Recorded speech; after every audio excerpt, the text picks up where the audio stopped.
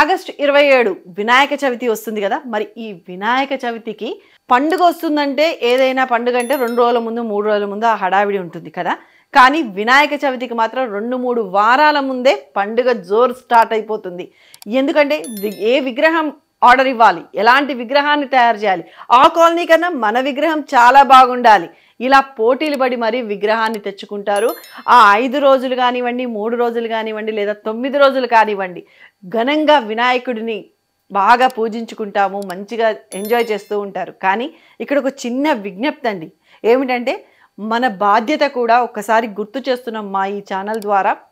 ఏంటి అంటే water pollution అవ్వకుండా చూసుకోవాల్సిన బాధ్యత మన అందరిది. మన భవిష్యత్తు బాగుండాలి, మన ఫ్యూచర్ బాగుండాలి అంటే ఇది మనందరం కూడా చేయవలసినటువంటి పని. మట్టి వినాయకుడిని తెచ్చుకుందాం.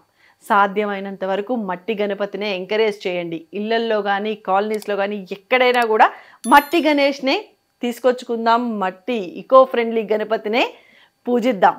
ఈకో ఫ్రెండ్లీ చేస్తేనే మనకి వాటర్ పొల్యూషన్ అవ్వకుండా మంచిగా ఉంటుంది. అందరం కూడా హ్యాపీగా ఉంటాం. దేవుడికి పూజించేదే మనం ఆరోగ్యాలతో మంచిగా ఉండాలని.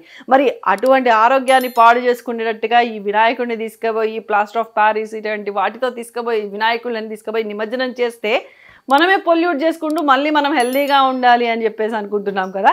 ఇది కరెక్టే అంటారా? మరి మీ మనసుకు ఏమనిపిస్తుంది అనేది కింద కామెంట్ సెక్షన్లో రాయండి. కలర్ఫుల్గా ఉండాలని చూడకండి, హెల్దీగా ఉండాలి అని అనుకోండి. Be healthy, be happy, be safe.